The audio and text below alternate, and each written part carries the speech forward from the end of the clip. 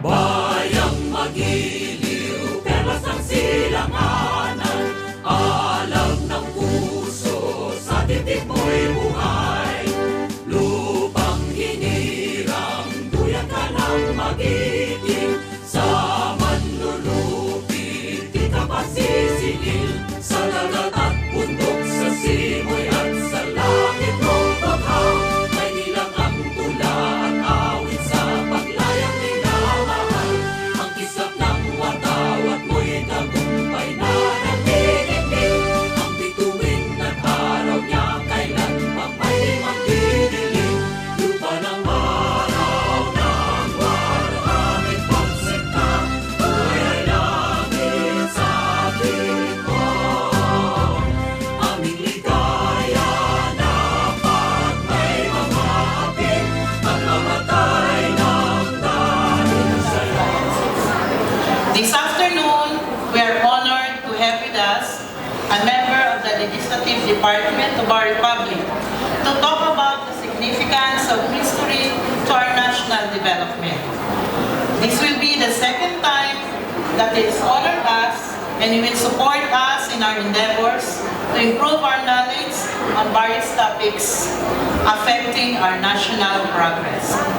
His background in political science, philosophy, and economics from Oxford University in England, and his master's degree in business administration from the Wharton School of Business in the US, has honed his skills in his 23 years of public service in our country.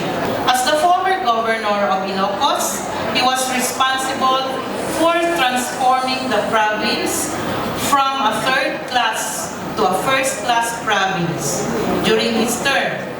He has turned the province as a major tourist destination for both local and international tourists by improving infrastructure and developing natural attractions.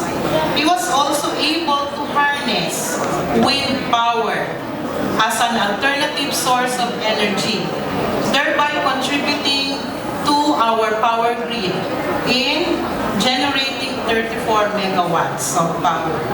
Ladies and gentlemen, let us all welcome one of the senators of the Republic of the Philippines, Honorable Senator Ferdinand Bongbong Marcos. Maraming salamat sa inyong pagpakilala ni Professor Milagros Macalalan. Nais ko rin batiin Dr. Maria Cristina Padolina, President of CEU Manila, Makati, and Malolos. Ang inyong Executive Vice President, Dr. Ricardo De Leon. Vice President for Academic Affairs, Dr. Teresa Perez. Dr. Julie Laraya, faculty members, officials of Social Sciences Society, officers headed by Maria Ana Lorenzana, ang ating mga mag-aaral, magandang hapon po sa inyong lahat.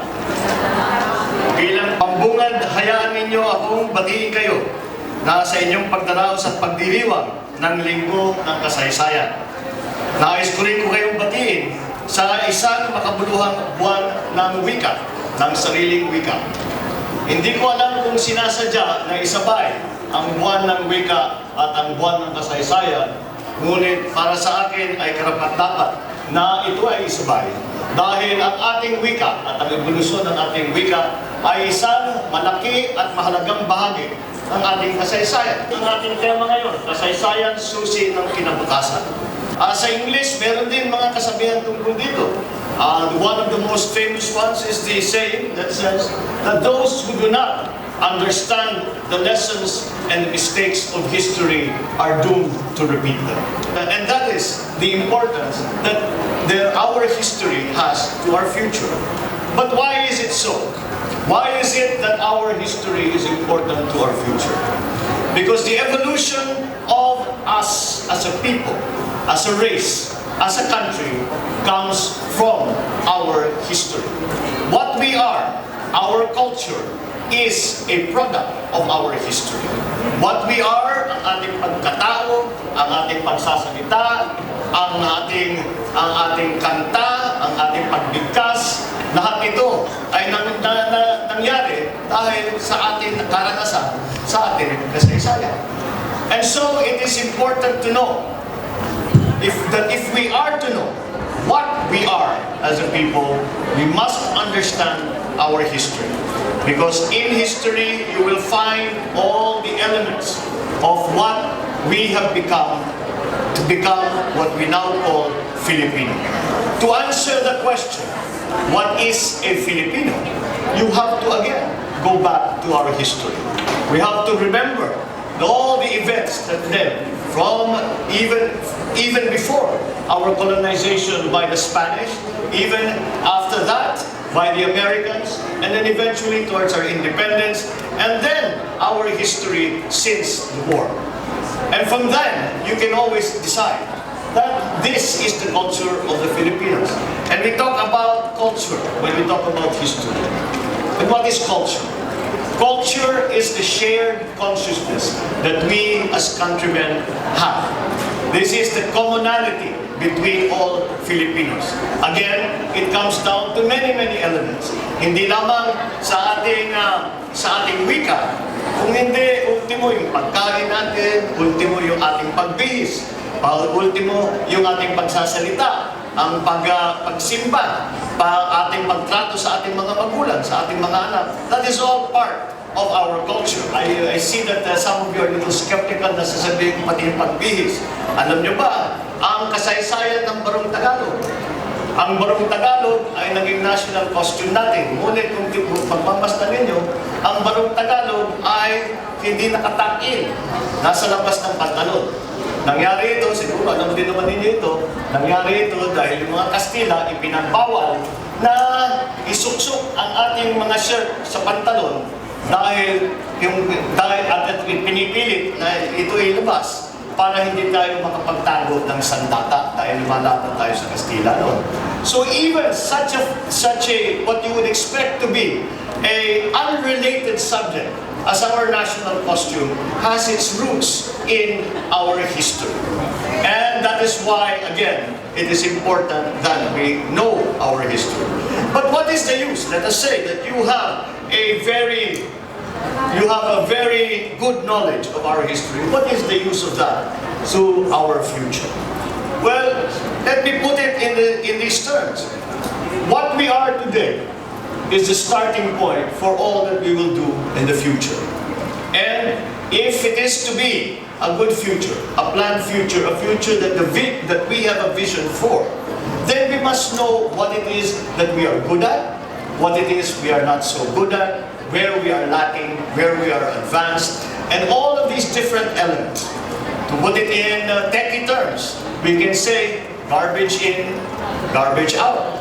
Kung hindi tama ang pagkaunawa mo, pagkaintindi mo sa inyong pagkatao, ay hindi mo maasahan ang inyong mga magiging plano sa darating yung kinabukasan. If you are not certain and if you are not correct about what your past has been, then there is no way to guide yourself to the future. Kaya naman, ang kasabihan, ang hindi marunong tumanaw sa pinanggalingan ay hindi aabot sa saan pupuntahan. This is one of the basic tenets. I am myself, I am in government.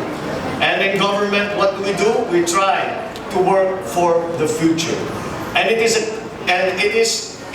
from what we are now, from looking around, seeing people, the different parts of society, the younger generation, the older generation, the middle class, the poor, the rich, the business side, the private sector, the public sector. It is the understanding of that society that guides us when we are to make plans, when we form our visions for the future. And if we start from a wrong beginning, by not understanding and by not knowing what our past has been, then we will plan improperly because we have not planned to come from where in fact we are, but where we thought we are, perhaps wrongly. And that is why it is so important. It is important that we, I'll put it in another way. I called it earlier, garbage in, garbage out.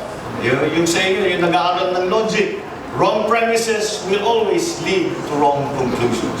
And if you do not understand your history, then you will immediately be starting in the wrong place with the wrong premise, and you will arrive at the wrong conclusion. It is a logic, it is an immutable logic, and it is something that is very important that we need to learn.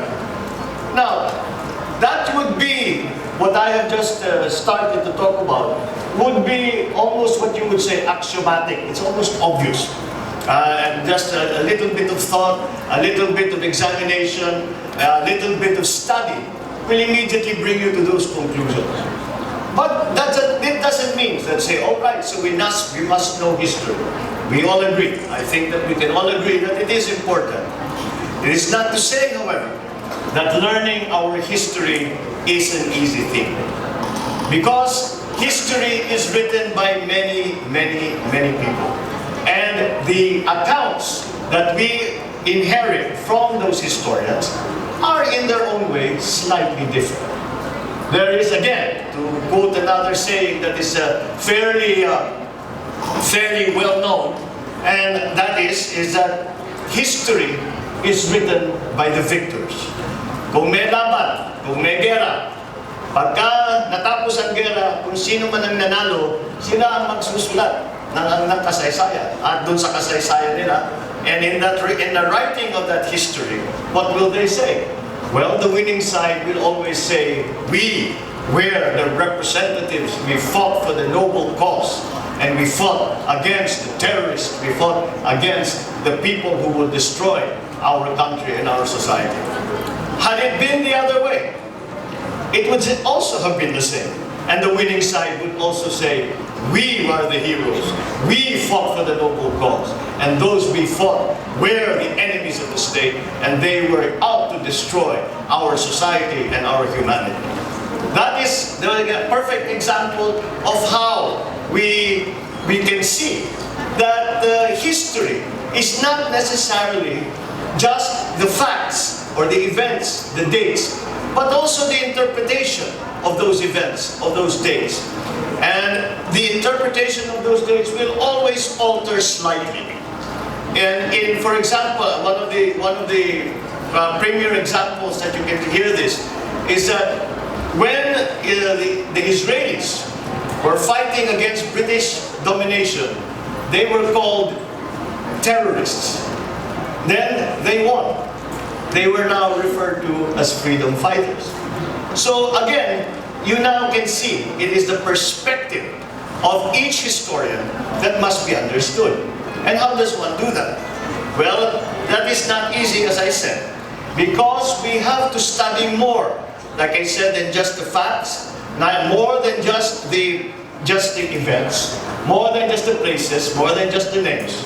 But we must understand from where that history is coming from.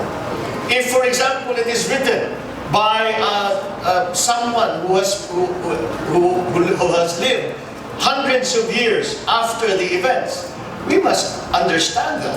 We must know that they have written these accounts when it is in fact just from hearsay and from others. Therefore, it is a second-hand history. Those who have actually experienced it will have experienced it from one side or the other. And so this is something that is a natural tendency from all human beings. You cannot help. Kung ikaw ay isang mayaman, ang pagtatanaw mo ay bilang isang mayaman. Kung ikaw ay isang mahirap, may iba rin ang ibang pananaw ninyo sa nagiging kasaysayan.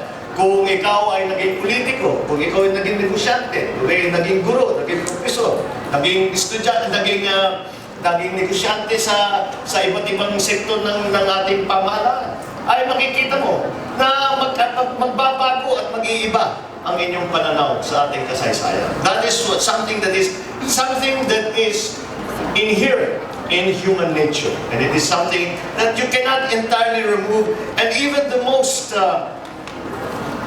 scholarly and academic of the historical accounts still contain a modicum of that, let us say, bias because of the personal experience of the person writing that history. So you as students, how do you find out exactly what is the correct history? Your professors may not themselves agree which accounts are the most accurate. So it will come down to you and to further study.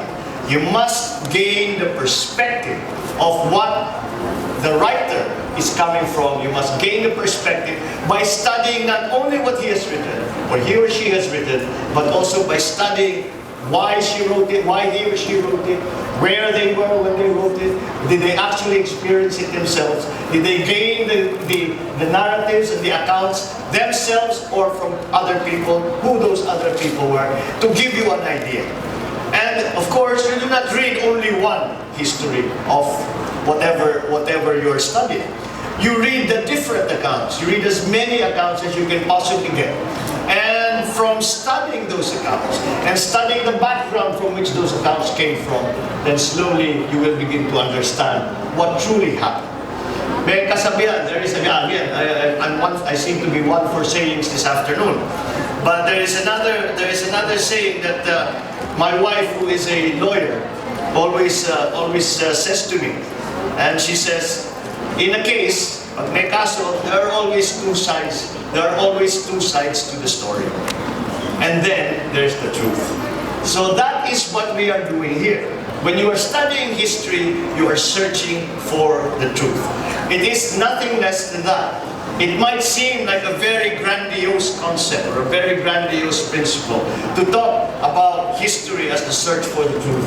But if it is done properly, that is exactly what you are doing. And so you can see that it is not such a simple thing to say that I study history, I know history. One must be a continuing student. And I studied history when I was in school, but as a senator now, I still consider myself a student of history. Because the accounts of the historical events, not only in our previous past, but also in our ancient past, are continuously being revised. And how many times has there been an archaeological discovery? How many times has there been a sociological discovery? And what do the professors say? This discovery is going to rewrite the book. And that rewriting of that book goes on constantly. And that's why if you are a dedicated student of history, you must be a continuing student of history. Now that is the kind of perspective that historians bring to the narrative that they give us, they pass down through time, and that we as students of history study. There are other dangers to the accounts of the history that we read. There is also a thing called revisionism. The root word of revisionism is revise, pagbabago, to change. And what does it mean? Revisionism is the tendency to change history. Na sinasabi, hindi yan ang naging ang pangyayari, ang nangyari talaga ay ganito. Despite the fact that it is not the case. But why do people do that?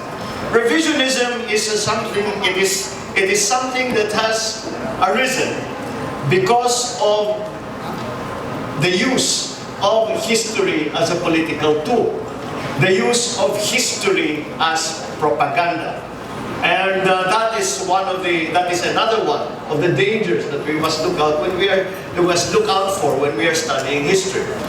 One of the greatest, the worst and most egregious examples of revisionism was Hitler and the Nazis. Hitler changed the history of the German-speaking peoples and changed it into what he then called the Aryan nation. And to do that, he sent people out all over the world to collect data from different cultures to prove that in fact the Aryan nation was a superior being. That the German-speaking peoples were superior to the rest of the world. And it was this excuse that he used to exterminate the Jews, who, by definition, were an inferior form of human being. And so you can see that this kind of propaganda, this kind of revisionism is what is used also to further a political agenda. There are many accounts of pharaohs who, when they ascended the throne, tried to erase the existence of the former pharaoh. Yung mga statwa, yung mga larawan ay sinisira nila. Para kunwari, hindi nagkaroon ng hari na ganun. Hindi nagkaroon ng pharaoh na ganun. Yung kanyang ginawa, hindi pinapansin. And that is again, another form of revisionism. Let us take it to an experience that is more local. That I think lahat kayo, siguro nakakatiyak ako, lahat kayo naramdaman ninyo at nakita ninyo ito. May tendency tayo mga Pilipino na politiko. Pagka, halimbawa, ang isang mayor ay tinalo ang dating mayor, lahat ng kanyang project ay tinitigil. At lahat ng kanyang ginagawa ay sinasabing hindi maganda. Kahit naman talaga ay nakatulong sa tao. Bakit? Dahil siya lang ang magaling. Siya lang ang marunong, siya lang ang magaling, siya lang ang nagmamahal sa tao. And that is again, a casual form of revisionism. Maybe they do not write it down in books, but the intention is exactly the same. The intention is to change history to gain a political advantage. Dito ang ating kailangang bantayan. Because the dangers of revisionism will lead us immediately to a mistaken idea of our culture, of our identity, of our dreams, and our visions for the future. And that is why the study of history, when we think study of history, we think of people sitting in libraries and studying these old books from the ancient past and studying the events from our nearer past. That certainly should not be the case. Certainly you must examine all the narratives. Certainly you must examine all the accounts, read all the books. But you must also go out there and see what is going on.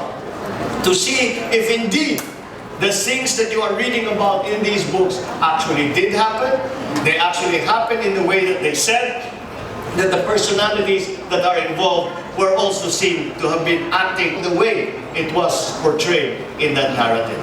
And that is the more dangerous kind of bias in the accounts that we get of history. The accounts are that because they do not display merely a bias because of personal inclination, personal intuition, personal experience, and despite the fact that people try to be objective and academic and scholarly, those biases somehow creep through. No, this is a more dangerous kind of bias for the simple reason that that bias is deliberate, and it is deliberate for a political agenda. So again, I think in the Philippines, in our recent history, we have seen that this kind of revisionism has occurred. And I think that many have begun to realize that this revisionism is happening all around us. And that is why it becomes so much more important that we recognize it for what it is and dig deeper and dig to the past and do more research and do more study. Read more, talk to people who were there, talk to people who were who had experienced what you are reading about and what you are studying about.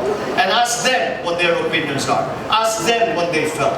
Because it is only through this very rigorous kind of study that we will find that we actually understand history, our history, the events that led us to become what we are. And if we are to do that, once we have achieved that purpose being to understand our history, then we will know what it is, saan tayo magaling. Then that is something that we are going to stress upon, to focus on.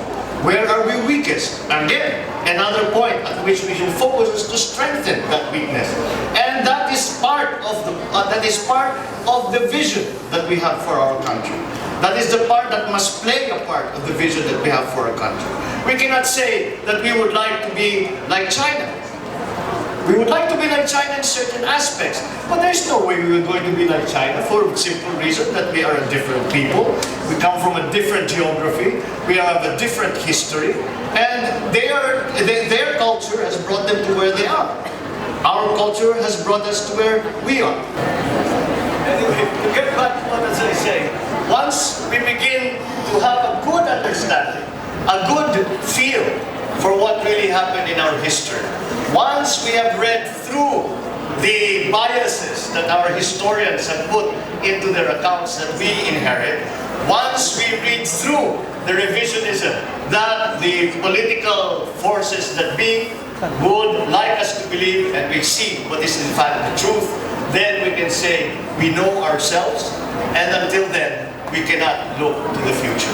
And that is why the theme of the theme that you have chosen, kasaysayan, ang susi ng kinabukasan, ay para sa akin ay tamang-tama at napakaliwanag. At sa ilang salita, sa 4 na salita ay nasabi na kung ano ang halaga ng pag-aaral sa ating kasaysayan, dahil ito ang ating tapat na paniniwala na kung ano ang ikabubuti ng ating bansa ay manggagaling sa ating pagkaunawa sa ating kasaysayan. It is not going to come from anywhere else. It is not going to come from the histories of other places. It is, although they are related, the history of course, of Spain is related to the Philippines. The history of the United States is related to the Philippines. The history of all Asian countries is related to the Philippines. But it is not their history that we look to. It is our history. And again, we can see this in the accounts that have been made by, for example, the Americans during the time when we were colonized by the Americans. It is also seen in the accounts of the Spanish in the time that we are under Spanish colonial rule. But again, because we know and we have made a study and we have tried to look further into the subject, and it is only by this very rigorous examination of the subject that you can do it. Because these are nuances. Hindi naman ito sinusulat na ito ay kalaban, ito ay kasama, ito ay mabuti, ito ay masama, ito ay mababang uri, ito ay mataas na uri. Hindi mo lang nagsasabi yun. You have to discern that for yourself. And the way to discern it does not come from obvious facts or from obvious statements, but from nuance, from the subtleties of the different accounts that you will hear and that you will read and that you will study. And so one must be very, very careful, and one must have a measure of skepticism whenever you listen to someone giving an account of a historical event, or if you're reading a narrative of a historical event. One must always be thinking, where did this author come from? Did he come from what part of the Philippines did he come from? Maybe because of that, he or she had a different outlook into the history of the Philippines. And that brings us to the point where, let us say, we have a fairly good understanding of the history and therefore of our culture and therefore of us as a people. And it is only then that we can say that now we can plan or we can understand what the future might bring. Because it is not necessarily, it is an evolution of that development that over the years has happened to us as a people, to all the different facets of our culture. It is that will guide us, because it is a continuing analysis. When you talk about history, one must not say that it is a static study. This is what happened, hanggang dyan na lang, tapos na, alam ko na. That's not the case at all. Because new things are being uncovered, new things are being discovered, new accounts are being made, and so we must continue in that study. And we must continue that study with all that is available, all the newest and latest discoveries, the latest understanding of the different events that we are trying to understand. And that is why, from that point on, is the only time that we can say, now we have an idea of our future, now that we know ourselves, and we know where we are beginning, we know what we can do, we know what we do well, what we do not do very well, we know where these these things are important, the different parts of the country, all of these things. Then again, they are not obvious, they are subtle, and they are nuanced, and this is the work that you as students will have to do. But until you begin to understand that history, then until that happens, then you will not be able to understand what the future might bring. At kaya tamang-tama ang inyong naging tema, kasaysayan talaga naman. Ito ay katotohanan na siya ang susi ng kinabukasan. Maraming salamat at mabuhay.